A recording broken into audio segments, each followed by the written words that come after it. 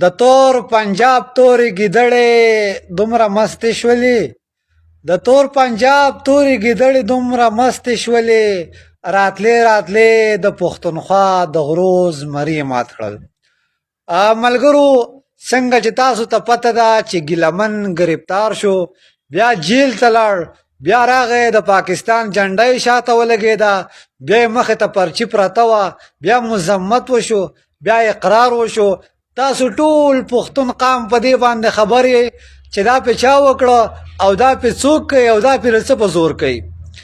دا پیغام مې خاص کر د پی ټي آی والا دپاره دی. پی ټي آی والا ډېر ملګري ما داسې وکاته چې منظور د ګیلمن په دغه بیان باندې هغو خوشحاله دي وایي چې ګیلمن وزیر اپډیټ شو. دا ګیلمن وزیر اپډیټ نه دی، دا ټوله پښتونخوا اپډیټ شوه، دا ټول پښتون یری دا یې کېنو پښتون ته. دا ښکاره پیغام دی چې ګورې نن یې ګیلمن وزیر شو اپډیټ کو، خو خبردار پښتونه که د دې کمپنۍ خلاف د خوله بیرته کړه یا د دې خلکو خلاف د خبرې وکړې یا د خپل حق غوښ یا د خپل وسایل غوښته، نو داسې حال به ستا کم لکه څنګه چې مې د ګیلمن کا.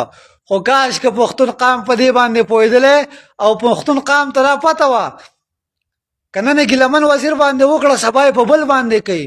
ټیک ده، هغه مونږ منو چې ګیلمن وزیر د عمران خان په کوزېدو باندې هغه خوشحالي کړې وه، بیا یې د هغه په ګرفتارۍ خوشحالي وکړه، بیا د هغه نه چې کوم خلک واورېده په هغې خوشحالي وکړه.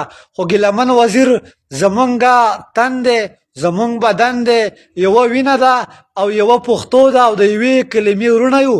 مونږ به خپلو کې هر څنګه اختلافات ساتو، خو مونږ دشمن ته خپل رور نه پرېږدو.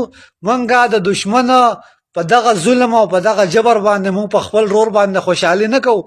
دا یوازې د ګیلمن وزیر شکست نه دی، دا د ټول پښتون ولس شکست دی، دا د ټول پښتون ولس غم دی. خو کاش که زمونږ پښتانه پوهېدلې او پښتانه د دې تنقید نه اوښته وي او د دې خوشحالیانو نه.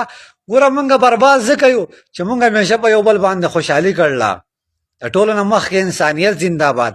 ګیلمن که هر څنګه و، هغه هر څنګه خبرې کړې وې، هغه هر څومره خوشحالۍ کولې، خدای شته زه خو به ډېر انتهایي خفه یم، زه ډېر زیات غمجن یم په دې باندې، ځکه چې نه ده پکار. دا ټول پښتون ولس له شکست دی، دا ټول وسایلو له شکست دی، دا پښتون قام سپکاوی دی. ګورئ مه ورکوئ دشمن له موقع، دشمن له موقع مه ورکوئ، دشمن زموږ ښکاره دی. تاسو ټول ښه پوهېږئ چې څومره ظلم یې ګیلمن څه کړی دی، څومره ظلم یې شریاره پرېږدي څه وکړو، د دې نه مخکې څومره ظلمونه وشو په پښتنو باندې. ګوره پښتون قامه د یو بل په در باندې ودرېږئ، د یو بل په غم باندې غمجن شئ او رایو شئ. دا که نن یې ګیلمن کېنه او دا سبا ما هم کېنئ، سبا ته هم کېنئ، سبا دی هم کېنئ. ګیلمن وزیر تسلیم نه دی، او ګیلمن وزیر په دې خبره تسلیم ده چې د هغه په اوږه باندې ټوپک پروت دی، هغه د چا د چپېړې لاندې دی. پښتون قامه د یو بل نه مذاق مه وړوئ، د یو بل په غم پسې مه خاندئ، ښه پوهېږئ. دا که نن ګیلمن وزیر چپ که په هغه باندې ټوپک کېښو، راتلونکي وخت کې دا جنګ د ودرېدو نه دی، دا د ډالر جنګ نه ختمېږي. خو که نن موږ په ګیلمن وزیر باندې غمجن شو او د ده په حق کې مواز پورته که، قسم په خدای دا ډالر جنګ به بني. دا خلک ګیلمن باندې ټوپک ځکه ایښودی دی چې ټول پښتون قام پیروي چې ګوره خوله بیرته نه کړي، که خوله دې بیرته کړه د ګیلمن په شان حال به دي. خو انشاءالله تعالی موږ نه یریږو نه تسلیم یو. زمونږ چې څنګه ګیلمن څه وکړه دغه شان د سبا ما سم وکړي، خو موږ تسلیم نه یو. زمونږ د سر خلک شته، عمران خان به راشي انشاءالله تعالی، منظور پښتون به راشي د خیره سه.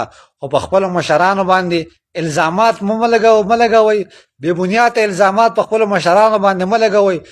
څوک په عمران خان پسې لګیا دی، څوک په منظور پښتون پسې لګیا دی. خدای ته وګورئ، د پی ټي ایم او د پی ټي آی په منځ کې چې څوک هم تضاد پیدا کوي که نه، خدای دې زولۍ ته وګورئ. تاسو د الله تعالی په ذات باندې قسم ما څه الفاظ نشته نور، قلار شئ د دې نفرت نه. ستاسو دا نفرت به ټول پښتون ولس برباد کړي. تاسو رایو شئ، تاسو ته دې ټایم کې د یو کېدو ضرورت دی، تاسو د نفرت ضرورت نشته. ظالمانو څه د پښتون قام دغه کوئ بېلوئ.